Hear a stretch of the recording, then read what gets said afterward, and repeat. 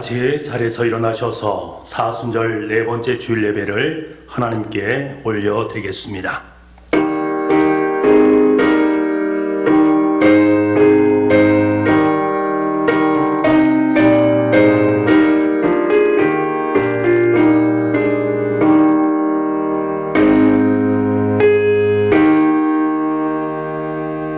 그러므로 우리는 예수로 말미암아 항상 찬송의 제사를 하나님께 드리자. 이는 그 이름을 증언하는 입술의 열매니라. 오직 선을 행함과 서로 나누어 주기를 잊지 말라. 하나님은 이 같은 제사를 기뻐하시느니라. 은혜가 풍성하신 하나님 아버지, 찬송과 경배를 드립니다. 성부 하나님께서 죄인들을 구원하시려고 독생자를 아끼지 않으시고 세상에 내어주셨사오니 그 큰 사랑을 찬양합니다. 죄악중에 죽어가는 우리를 살리시려 성자 예수님께서 십자가를 지시고 보혈을 흘리시며 고난을 받으셨으니 그 큰 은혜에 감사를 드립니다. 사순절 기간에 성령님의 감동으로 이 모든 것을 깨닫게 하시고 우리 대신 영의 구원의 감격이 넘쳐나게 하여 주옵소서. 성삼위 하나님께 찬송과 영광을 돌리오며 예수님의 이름으로 기원하옵나이다. 아멘. 다같이 성령 3장을 부르겠습니다.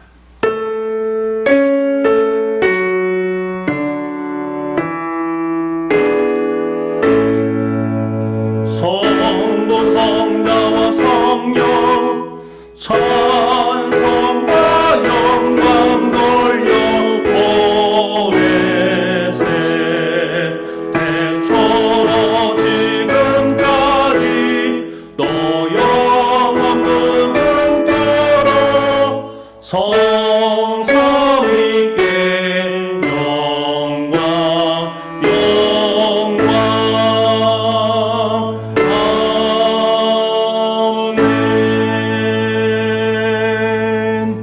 지난 한 주간 하나님과 나만이 알고 있는 죄를 고백하는 참회의 기도를 드리겠습니다.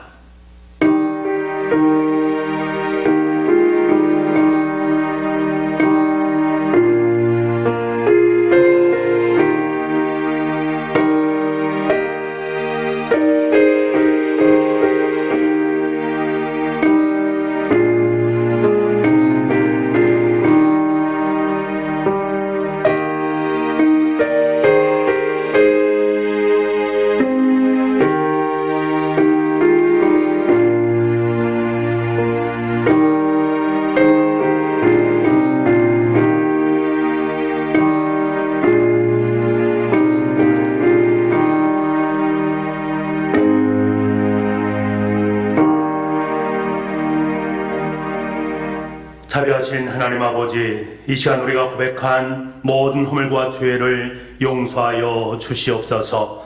주와 같은 신이 어디 있으리까? 주께서는 죄악과 그 기업에 남은 자의 허물을 사유하시며 인애를 기뻐하심으로 진노를 오래 품지 아니하시나이다. 아멘. 다같이 사도신경으로 우리의 신앙을 고백하겠습니다. 나는 전능하신 아버지 하나님, 천지의 창조주를 믿습니다. 나는 그의 유일하신 아들 우리 주 예수 그리스도를 믿습니다. 그는 성령으로 잉태되어 동정녀 마리에게서 나시고 본디오 빌라도에게 고난을 받아 십자가에 못 박혀 죽으시고 장사된 지 사흘 만에 죽은 자 가운데서 다시 살아나셨으며 하늘에 오르시어 전능하신 아버지 하나님 우편에 앉아 계시다가 거기로부터 살아있는 자와 죽은 자를 심판하러 오십니다. 나는 성령을 믿으며 거룩한 공교회와 성도의 교제와 죄를 용서받는 것과 몸의 부활과 영생을 믿습니다. 아멘. 자영과 경배의 찬송 95장을 부르겠습니다.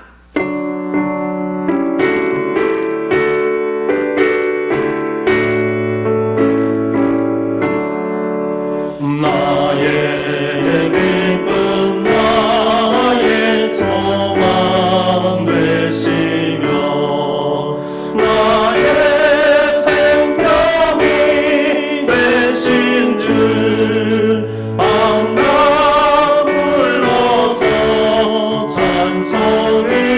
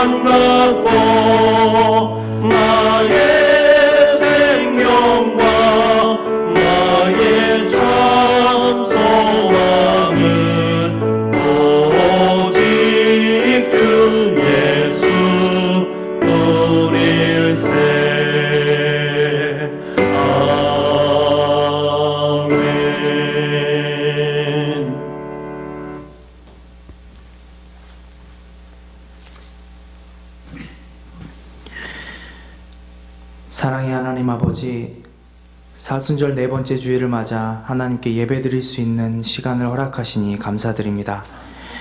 이 시간의 주인 되시는 주님께 우리의 모든 시선을 고정하게 하시고 겸손히 예배드릴 수 있는 저희 모두가 되게 하여 주시옵소서. 죄와 허물로 죽을 수밖에 없었던 저희를 구원하여 주시고 하나님의 거룩한 자녀 삼아 주심에 감사드립니다. 그러나 저희는 그런 주님의 자녀된 삶을 바로 살지 못하고 그 십자가의 은혜를 잊고 살 때가 많았음을 고백합니다. 저희들의 이 모든 죄를 주님 용서하여 주시옵소서. 오늘의 예배가 보고 듣는 예배로만 그치는 것이 아니라 저희 모두가 거룩한 산제물 되어 하나님께 드려지는 예배가 되기를 원하오니 주님이 기뻐 받으실 만한 영적 예배가 되도록 이 시간 우리 마음에 정한 마음을 창조하시고 정직한 영으로 새롭게 하여 주시옵소서.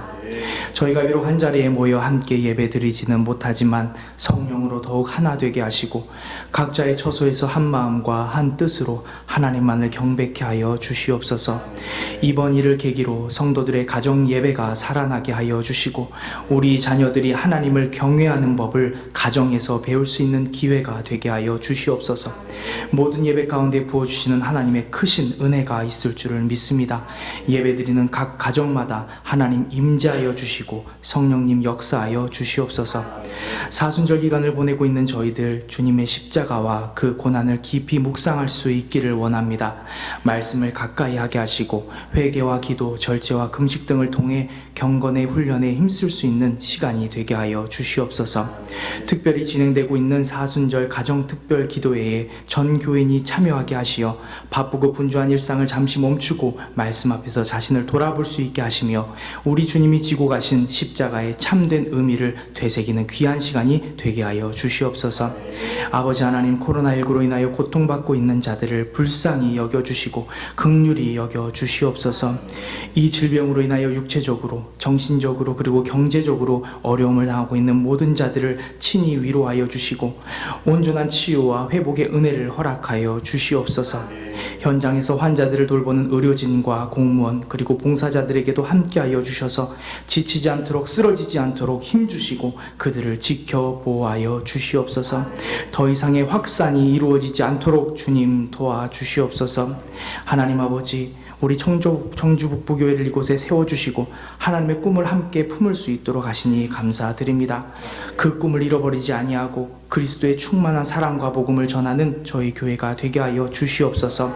저희 교회를 통하여 이 청주 땅에 믿는 자들이 날로 더해가는 구원의 역사가 나타나게 하여 주시옵시고 하나님을 사랑하듯 이웃을 사랑하며 이웃과 지역사회에 선한 영향력을 끼치는 교회가 되게 하여 주시옵소서. 그리하여 이 마지막 때에 하나님 앞에서 흠없고 책망받을 것 없이 주신 사명 충성되이 감당하는 저희 교회가 되게 하여 주시옵소서. 하나님께서 사랑하시어 이곳에 세우신 귀한 목사님을 붙들어 주시옵기를 원합니다. 영적으로 지치시지 않도록 늘 말씀을 준비하실 때마다 신령한 깨달음과 능력과 지혜를 공급하여 주시고 위로하시고 힘주시는 주님의 손길을 항상 느끼며 목회하실 수 있도록 하시며 육체적으로도 강건케 하여 주시사 더 섬기고 사랑하는 일에 힘드시지 않도록 늘 보호하시고 치유하여 주시옵소서. 오늘도 말씀을 들고 서실 때에 성령으로 충만케 하사 저희 가운데 찔림이 있는 거룩한 찔림이 있는 은혜의 말씀을 선포케 하여 주시옵시고 사람이 떡으로만 살 것이 아니라 하나님의 말씀으로 살 수 있다 하셨사오니 오늘 주시는 말씀을 통해 저희의 영혼이 소생케 되어짐을 경험케 하여 주시옵소서. 언제나 우리에게 은혜와 평강 주시기를 원하시는 주님께 간절한 기대와 사모함을 가지고 나아갑니다. 저희의 믿음대로 역사하실 주님을 기대하며 이 모든 말씀 우리를 변함없이 사랑하시는 예수님의 이름으로 기도드리옵나이다. 아멘.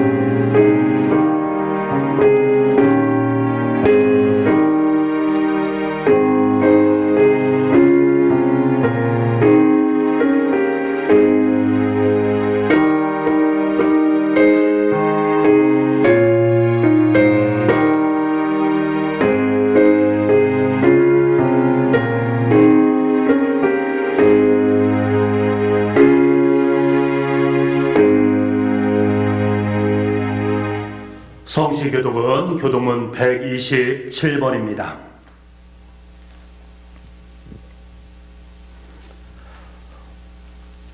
여호와를 자기의 하나님으로 삼는 나라 곧 하나님의 기업으로 선택된 백성은 복이 있도다.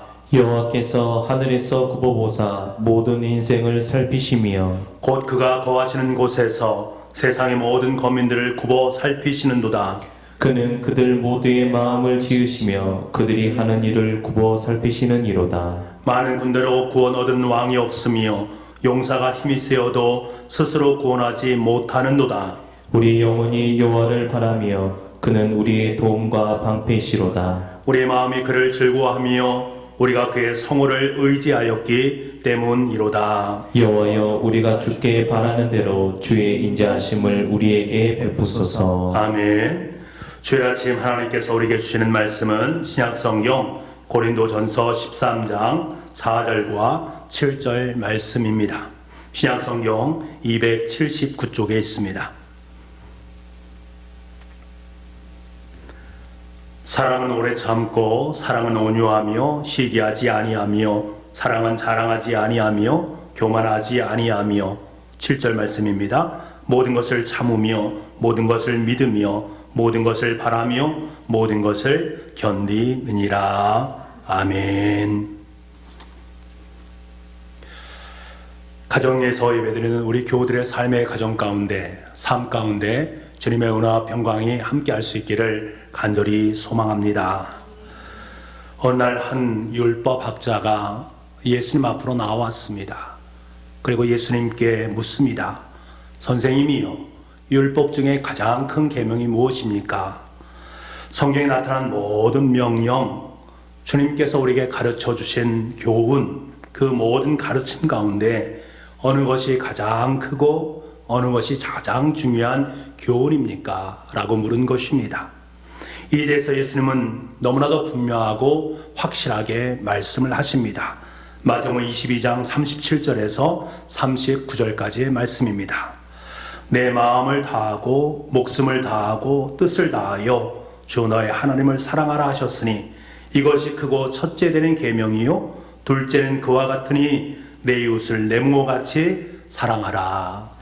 여러분, 이 예수님의 대답을 한마디로 요약을 한다면 바로 사랑이라는 가장 큰 계명을 말씀하신 것입니다. 이 말은 우리의 삶의 궁극적인 목적이 바로 사랑이어야 함을 말씀하는 것이지요. 우리의 신앙도 우리의 인격도 우리의 생애의 가장 영광스러운 목표점이 바로 이 사랑 가운데 있음을 일깨워 주시는 것입니다. 이 땅에 태어나서 내가 예수 그리스도의 사람으로 살아간다는 것은 주님께서 명령하신 가장 위대한 사랑을 경험하는 것이고 그 사랑을 실천하면서 하루하루의 삶을 살아가는 것을 의미합니다. 이것이 저와 여러분이 살아가는 삶의 이유가 됩니다. 그럼 우리는 과연 누구를 위해서 위대한 사랑을 경험하면서 실천할 수 있을까? 누구를 통해서 그것을 우리는 얻을 수 있을까? 바로 예수 그리스도를 통해서입니다. 하나님께서는 당신의 아들 예수 그리스도를 이 땅에 보내셔서 우리를 위해 죽게 하신 동기는 바로 세상을 사랑하기 위함입니다. 우리는 오직 예수 그리스도를 통해서 하나님의 그 크신 사랑을 발견할 수가 있습니다. 이 사랑의 가장 큰 확증은 어디에 있습니까? 무엇을 통해서 우리는 그것을 깨달아 알 수가 있는 것입니까? 바로 십자가를 통해서입니다. 예수 그리스도의 십자가를 우리가 보고 느끼고 경험할 때 진정한 하나님의 사랑을 우리는 느낄 수가 있습니다. 아, 이것이 하나님의 사랑이구나 라는 사실을 깨닫게 됩니다. 그렇기 때문에 저와 여러분은 바로 십자가 앞에 서야만 합니다. 예수 그리스도의 십자가를 통해서 하나님의 사랑을 경험하고 실천하는 삶을 살아가야 하기 때문입니다. 사도 바울은 고린도전서 13장을 통해서 너무나도 구체적이고 실제적인 사랑의 모습을 우리에게 말씀해 주고 있습니다.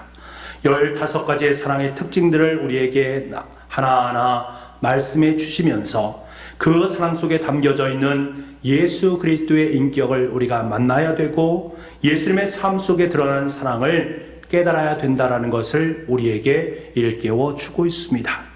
오늘은 특별히 15가지의 사랑의 특성 중에서 인내에 대한 부분을 함께 나누기를 원합니다. 여러분, 요즘 시대 속에서 그리스도인으로 살아간다라는 것은 얼마나 큰 인내를 요구하는지 모릅니다.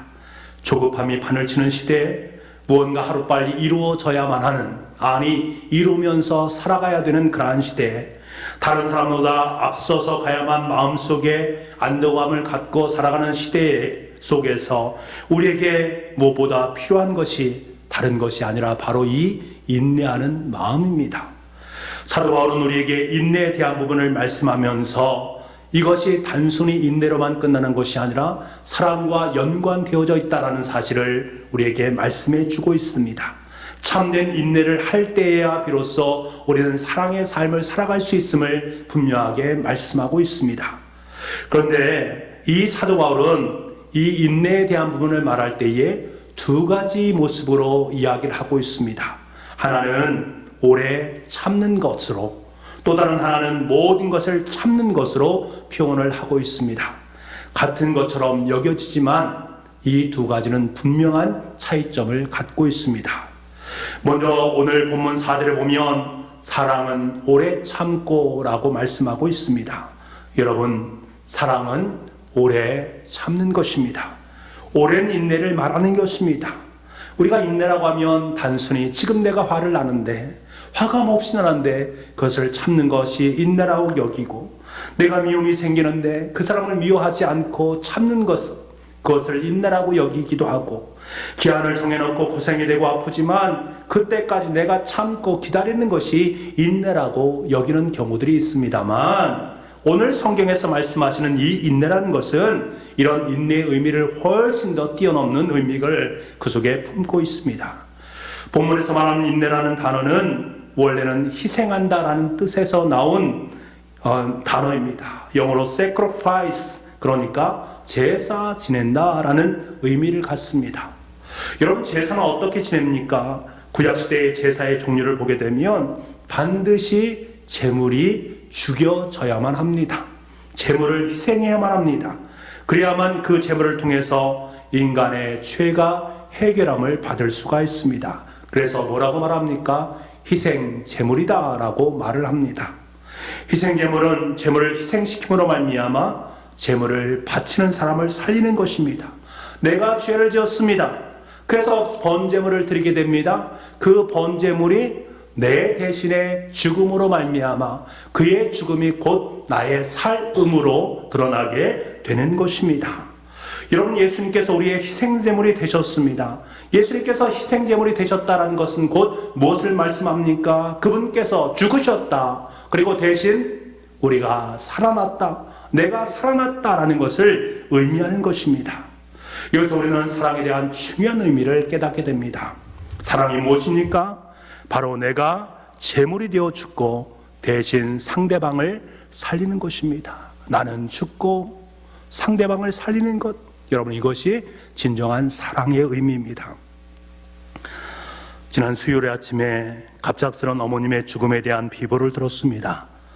이날은 7년 전에 돌아가신 아버님의 기일이셨습니다.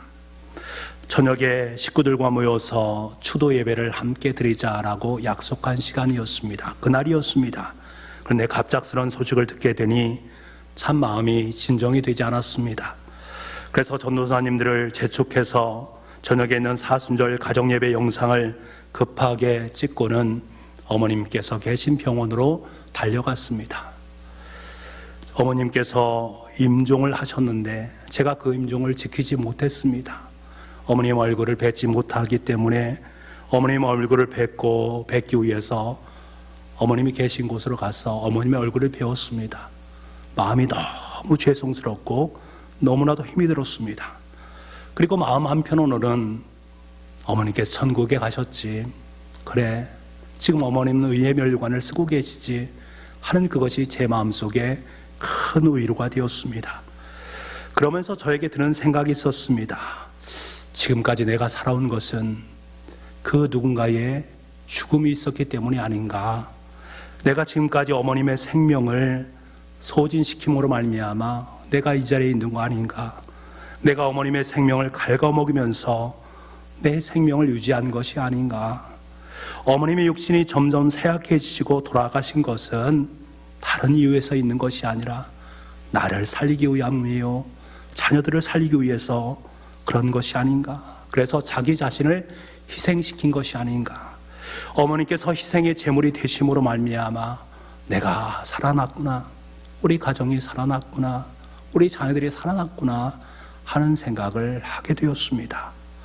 여러분, 부모님의 생명이 소진된 만큼 자식들의 생명은 살아나는 것입니다.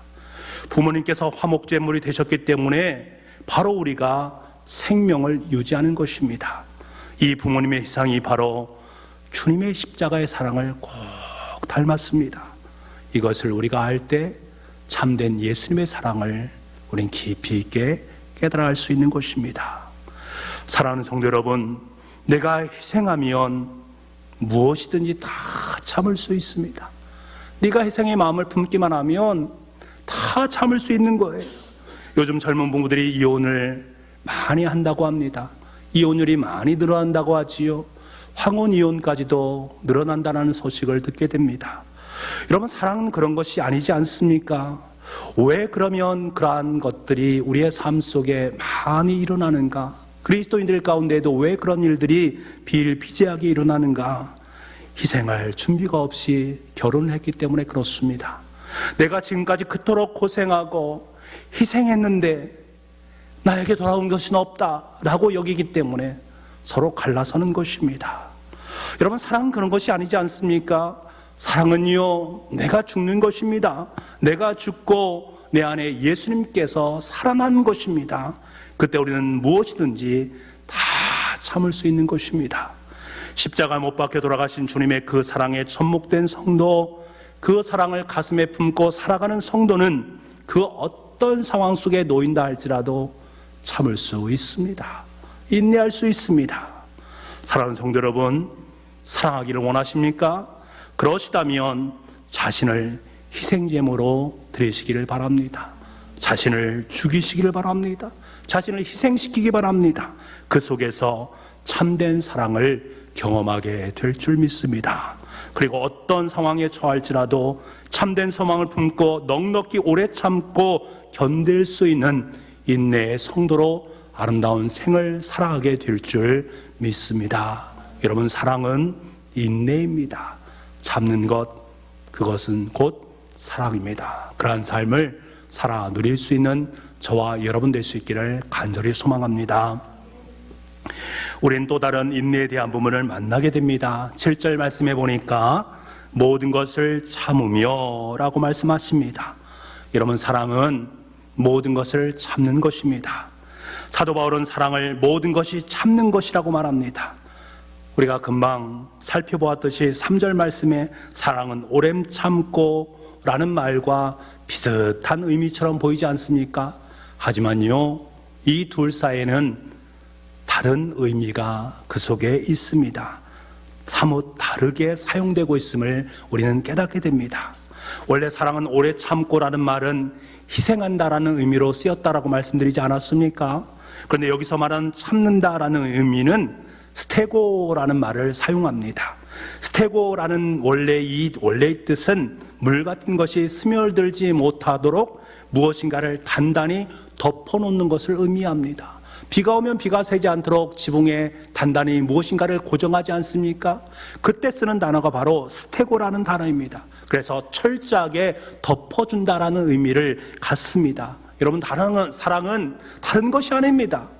상대방의 허물을 덮어주는 것입니다. 덮어주는 인생, 그것이 바로 사랑의 인생인 거예요. 여러분, 우리가 하나님과의 관계를 시작하기 위해서 반드시 필요한 것이 무엇입니까?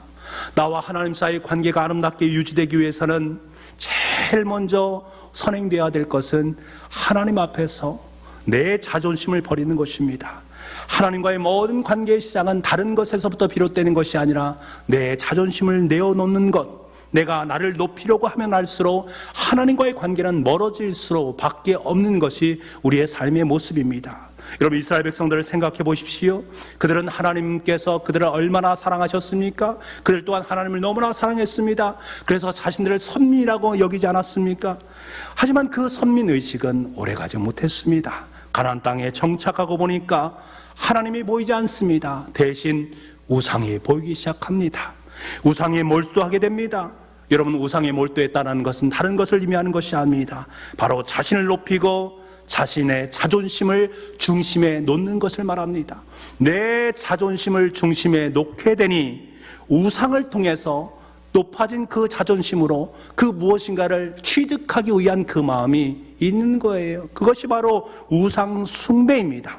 그러니까 자연스럽게 우상을 숭배한다라는 것은 내 내면을 높이는 것을 의미합니다. 그 결과가 어떻게 되어집니까?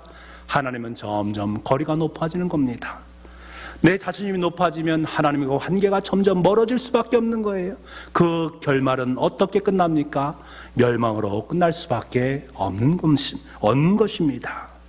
반면에 예수님께서는 공생애를 시작할 때 제일 먼저 하나님의 사역을 감당할 때 무엇으로 사역을 감당하셨습니까?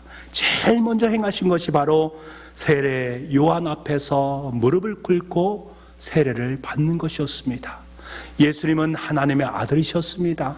인간에게 세례를 받은 존재가 아닙니다. 그럼에도 불구하고 그런 세례 요한에게 무릎을 꿇었습니다.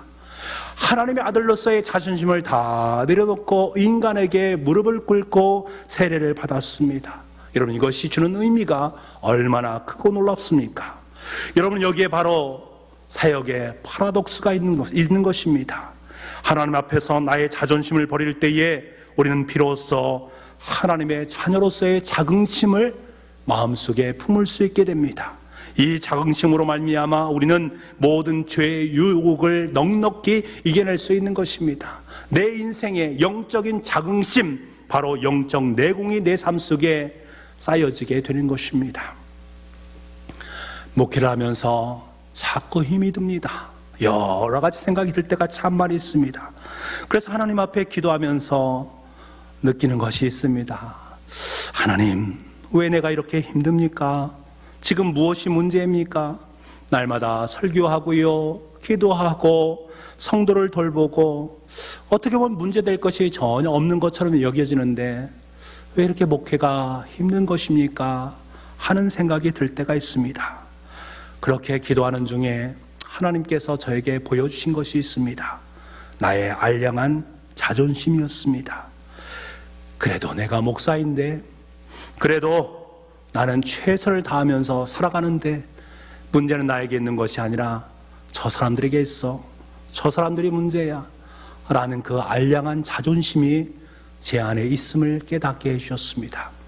그리고 하나님께서는 그 자존심을 내려놓기를 원하셨습니다.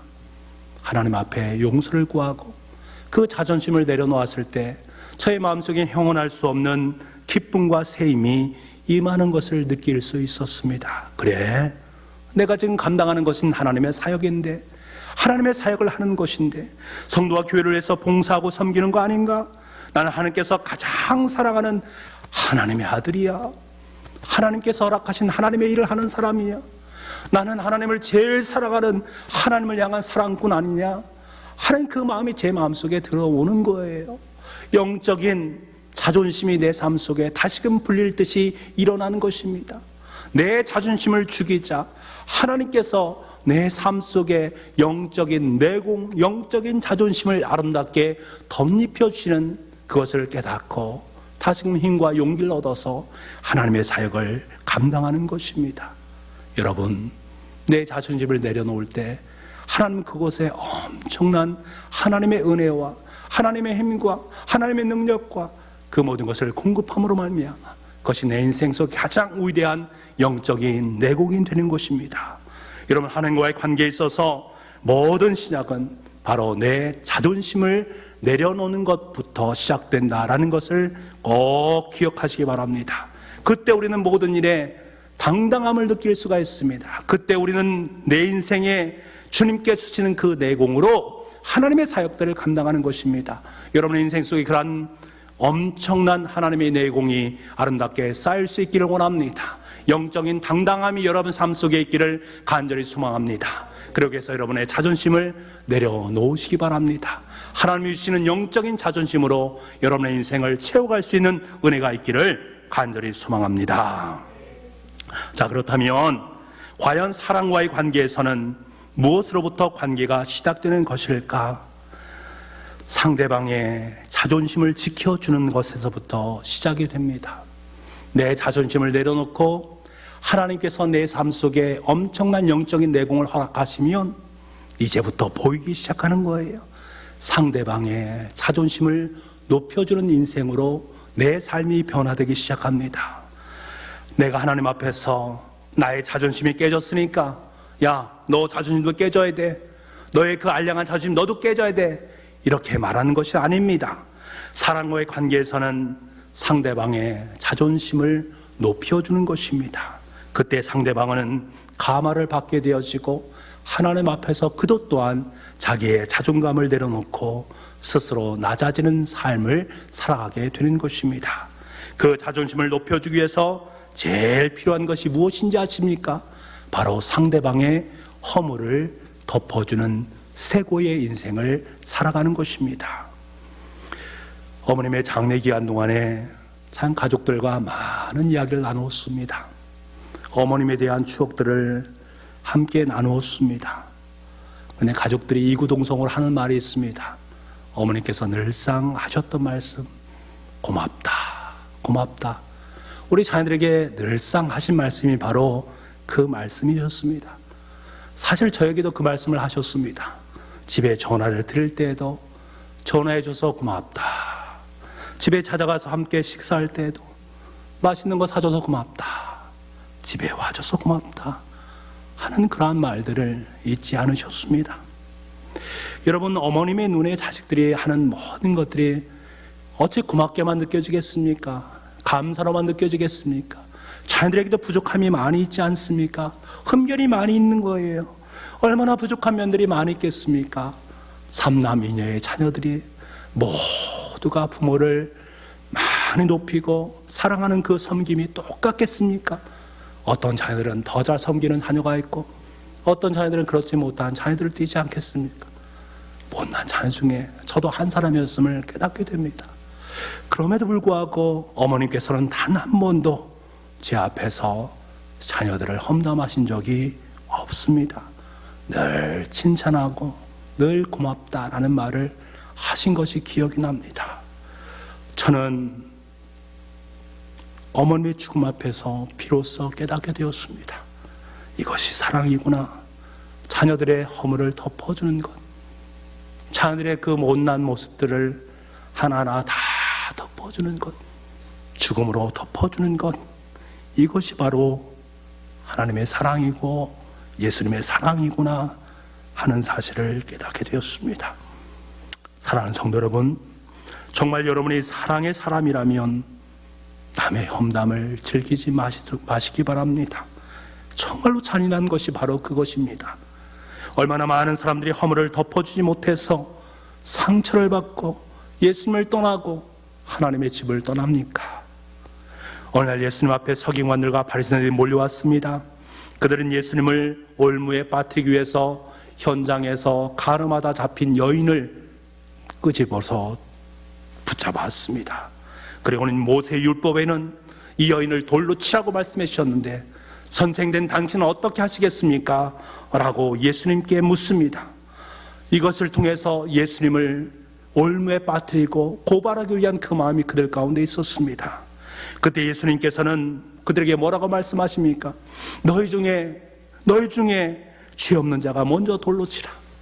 네 사람 너희들 중에 정말로 지금까지 죄를 짓지 않고 살아간 사람이 있다면 먼저 돌로 쳐서 그 여인을 죽이라 라고 말한 그 예수님의 모습, 그 말씀 앞에 그들은 찔림을 받게 되고 그 자리에서 노인부터 시작해서 젊은이가 하나하나 다 돌아가게 됩니다. 그리고 여인 한 분만 남게 되지요. 그 여자에게 예수님께 뭐라고 말합니까? 잔인하게, 야, 너 간음하다 잡혔냐? 너 회개해야 되지 않겠냐? 너 지금까지 몹쓸 짓 했는데 그거 먼저 회개해야 돼. 그거 먼저 잘못되니까 그것을 회개해야 돼 라고 말씀하셨습니까? 아닙니다. 나도 너를 정죄하지 아니하노라. 덮어주셨습니다. 그녀의 죄를 덮어주셨습니다.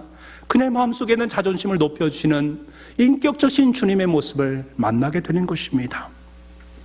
사랑하는 북부가족 여러분, 사랑은 철저하게 덮어주는 것입니다.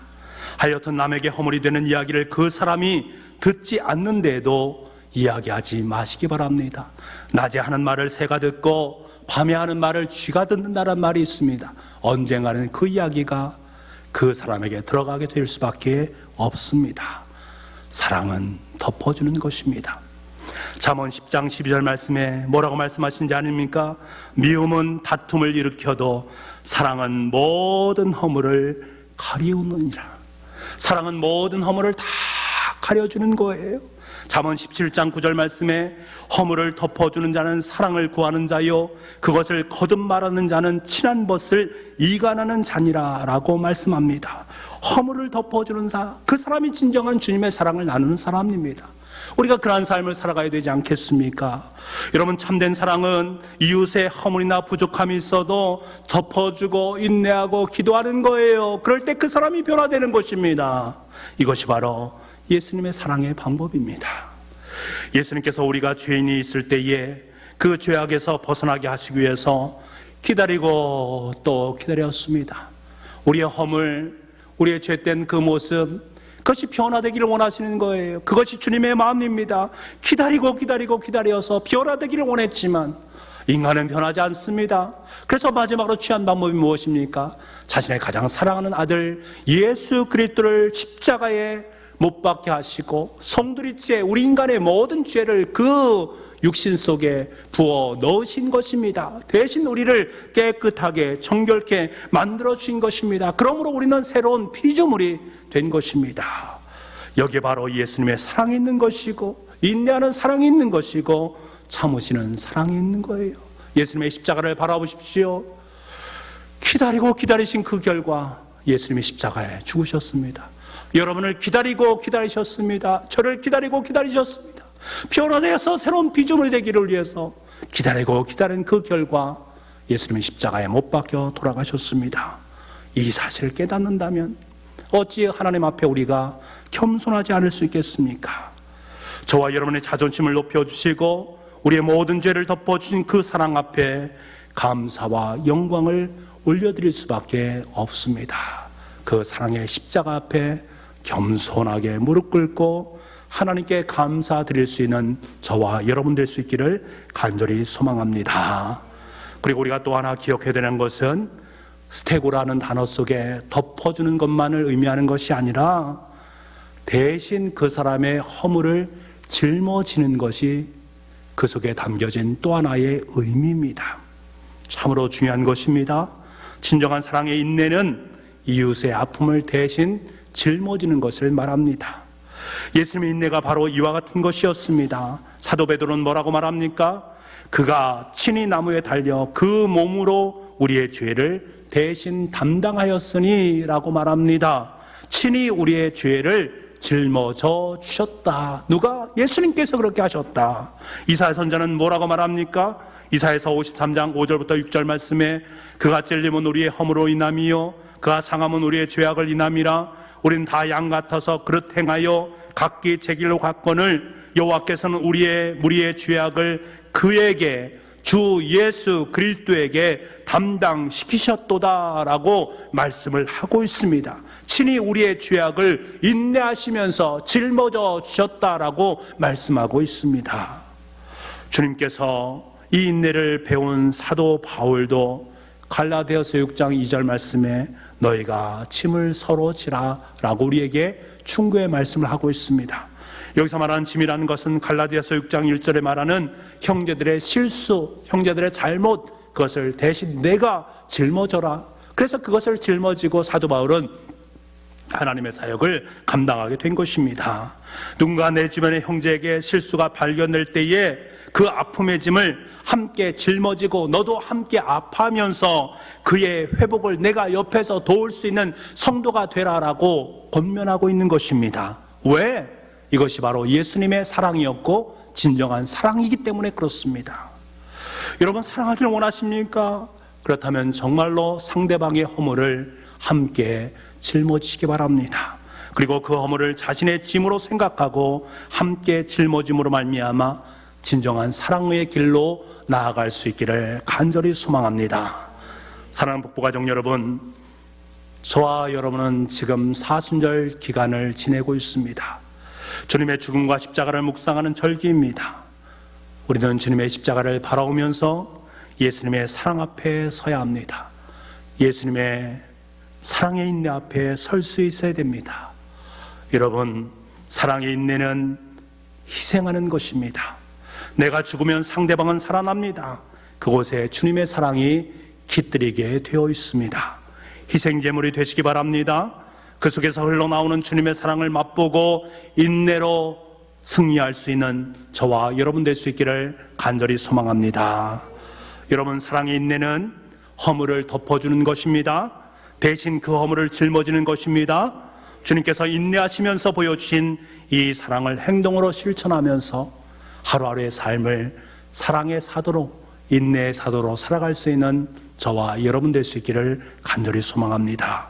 이것이 사순절 기간을 살아가는 저와 여러분에게 분부하신 예수님의 십자가 사랑의 방법이요, 우리에게 말씀하시는 사랑의 진정한 의미, 인내의 의미인 줄 믿습니다. 기도하겠습니다. 아버지 하나님, 우리가 십자가의 그 사랑을 내 마음에 품을 수 있도록 허락하시니 감사합니다.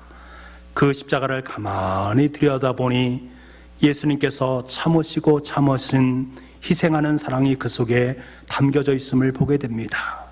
우리의 죄와 허물 다 덮어주신 그 사랑의 의미가 그 소란이 그 속에 담겨져 있음을 깨닫습니다.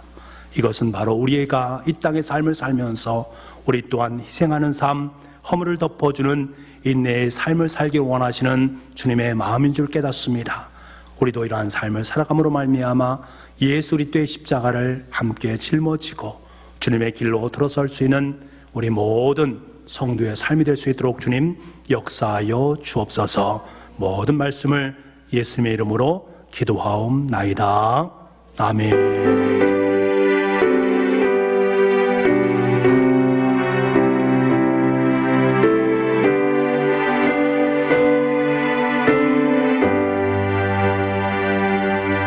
우리 말씀을 생각하시면서 찬송가 304장을 부르겠습니다.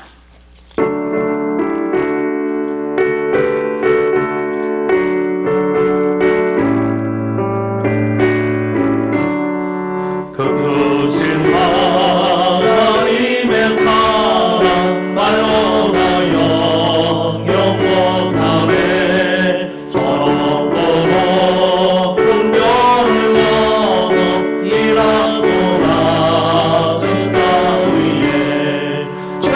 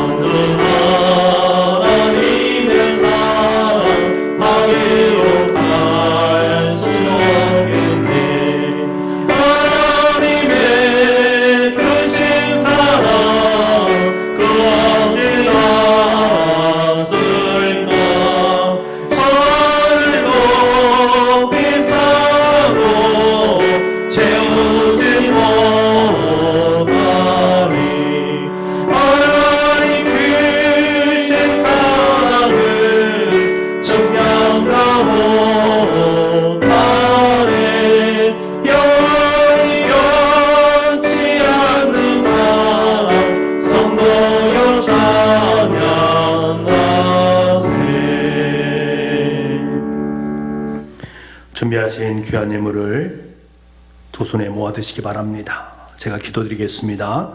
존귀하신 아버지 하나님, 십자가의 고난의 길을 걸어가신 주님을 바라보면서 대속의 의미를 마음속에 다시금 새기게 하시니 감사합니다.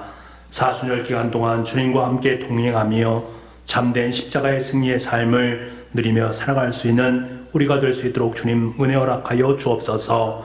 이 시간 주님 주신 은혜에 감사하여 귀한 예물을 주님 앞에 드립니다. 내 마음과 정성도 함께 올려드립니다. 기쁘게 받아주시고 하늘의 풍성한 은혜와 복을 허락하여 주옵소서. 예수님의 이름으로 기도드립니다. 아멘.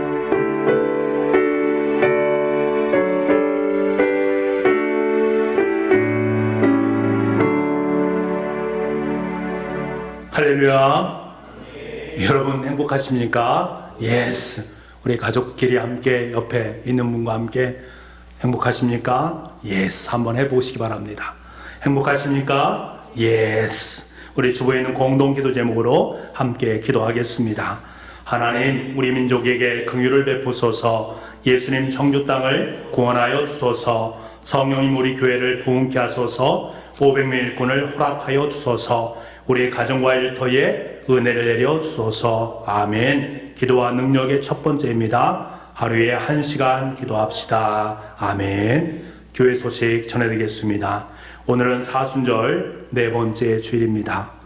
새벽 예배, 수요 예배, 금요 성령 기도회, 주일 예배는 가정 예배로 드리는데요. 특별히 사순절 가정 특별 기도회 저녁 월요일부터 화요일, 수요일, 목요일, 금요일 4일간에 걸쳐서 저녁 9시에 홈페이지와 밴드를 통해서 예배 영상이 나가니까요. 여러분께서는 화요일부터 금요일까지 여러분 가정 모든 것 다 뒤로하시고 9시에 함께 모여서 함께 예배하면서 사순절의 의미를 함께 누릴 수 있는 그러한 시간 되기를 원합니다. 저는 소망하는 것이 있습니다. 이러한 교회를 통해서 가정 예배가 다시금 회복되어지고 또 가정에서 하나님께 영광을 올려드릴 수 있는 그러한 은혜가 있기를 간절히 소망합니다. 코로나19로 말미암아서 아직까지 교회에 나와서 함께 예배를 드리지 못한 것은 너무나 안타깝습니다.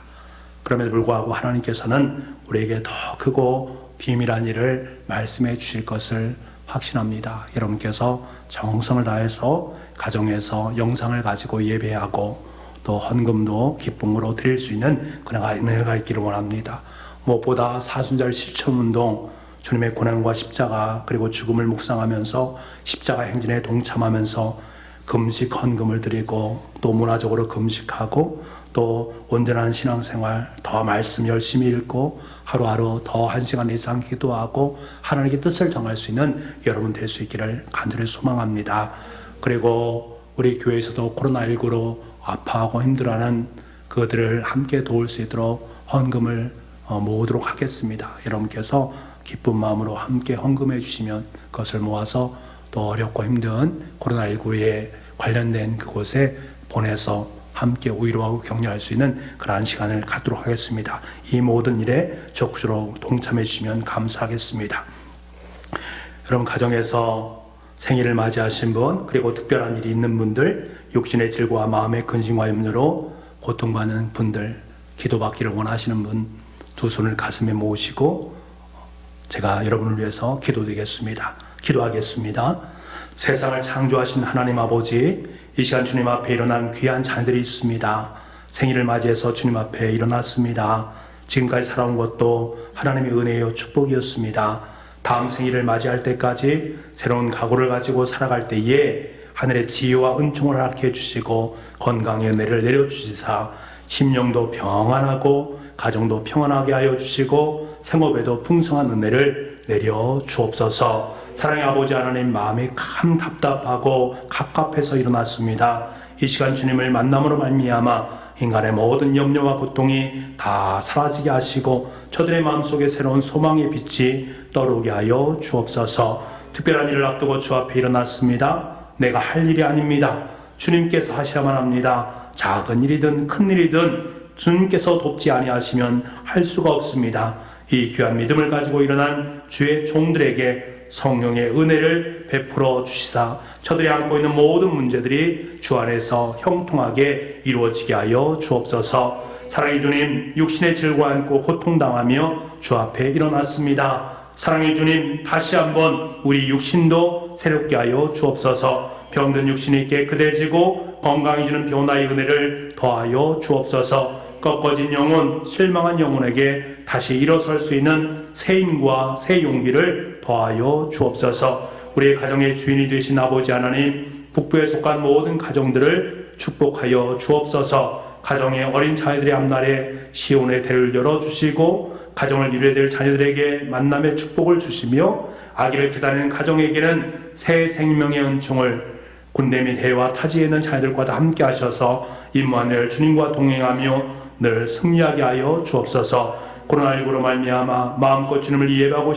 싶어도 그렇게 하지 못하는 우리 성도의 마음속에 큰 소망을 심어주심으로 말미암아 다시금 힘을 낼 수 있도록 주님 도와주옵소서. 마음속에 따스한 주님의 숨결이 불어오게 하심으로 모든 것이 사랑으로 임하게 하여 주옵소서. 하루속히 모든 공예배가 회복되게 하시고 교회 사역들이 원활하게 이루어질 수 있도록 은총 더하여 주옵소서. 모든 말씀을 예수님의 이름으로 기도하옵나이다. 아멘.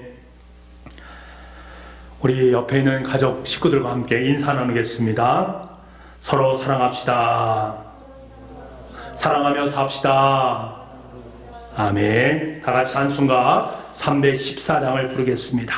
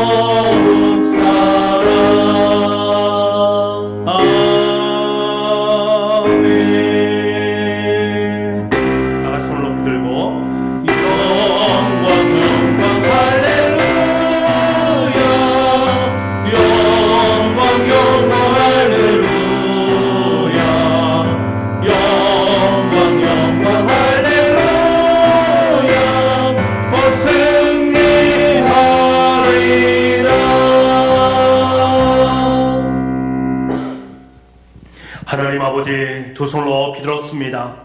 사랑으로 인내하며 허물을 덮어주는 인생이 되게 하시고 주님 안에서 십자가의 사랑을 전하는 사랑의 사도가 되게 하여 주옵소서. 지금은 우리 주 예수 그리스도의 은혜와 우리 아버지 하나님의 무한하신 사랑하심과 성령님의 감화 감동 그리고 교통하시는 역사가 주신 말씀을 마음에 품고 사랑하며 살기로 마음속으로 작정하고 결단하는 주님의 자녀들 머리 위에와 지금도 부문에 있거나 외지에 있거나 외국에 있거나 병상에 있는 아들 딸들 머리 위에 지금부터 영원토록 함께하옵시기를 간절히 축원하옵나이다.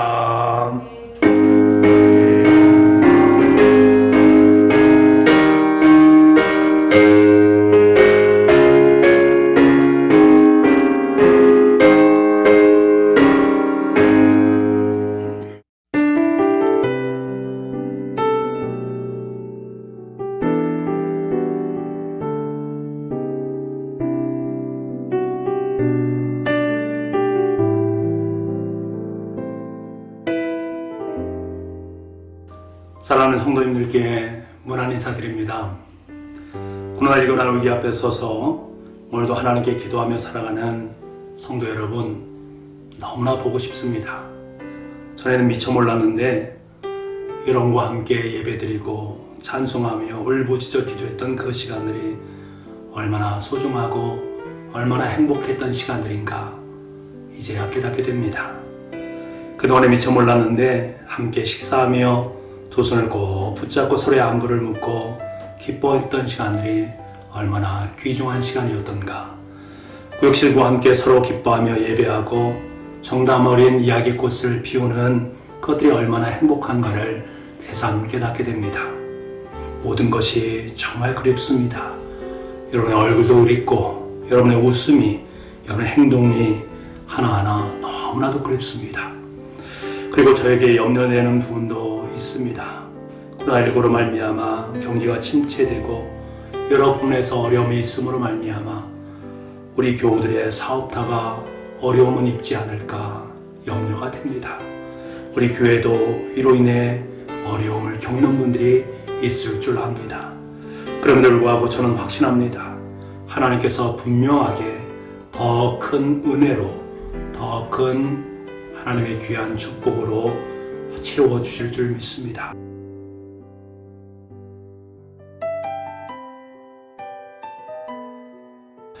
그런데 생각해보면 이것 또한 하나님의 은총임을 깨닫습니다. 그동안에 잘 몰랐던 것들을 알게 하시고 그동안에 소홀히 여겼던 것들을 다시금 소중하다라고 고백하게 하시니 정말로 감사합니다. 하나님의 사랑은 절대로 손해나는 사랑이 아닌 것을 압니다.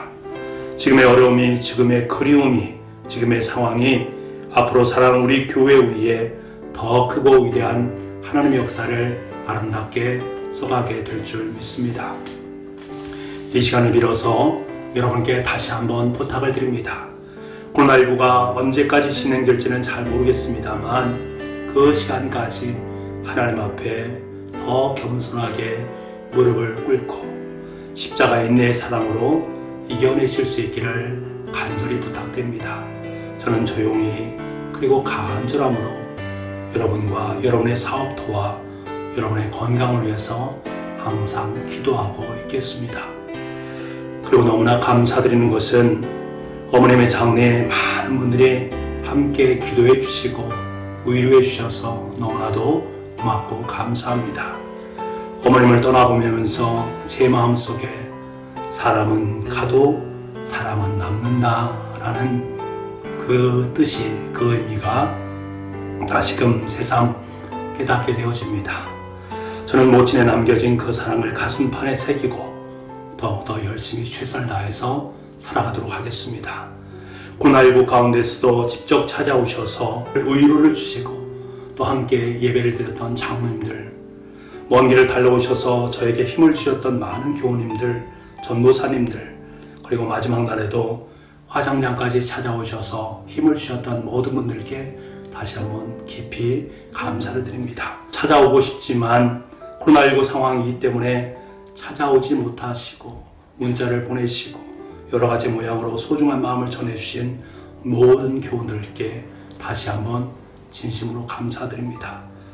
제가 어찌 이 큰 사랑을 감당할 수 있을까 몹시 두렵고 떨립니다. 앞으로 삶을 살아가면서 목회를 계속하면서 그 사랑 하나하나 이루어 나갈 수 있도록 노력을 하면서 삶을 살겠습니다. 성도님들 한 분 한 분 찾아뵙고 감사의 인사를 드리는 것이 마땅하지만 그렇지 못한 점 너무나 송구스럽고 죄송스럽습니다. 여러분께서 양해해 주시면 감사하겠습니다. 다시 한번 어머님의 장례를 통해 보여주신 사랑과 위로와 격려, 저의 가정에게는 너무나 큰 힘과 소망이었습니다. 더욱더 여러분을 사랑으로 섬기면서 하나님의 교회 사역을 감당하도록 하겠습니다. 여러분 다시 한번 고맙고 감사드립니다. 여러분을 사랑하는 유지한 목사가 여러분께 이 글을 올려드립니다. 감사합니다.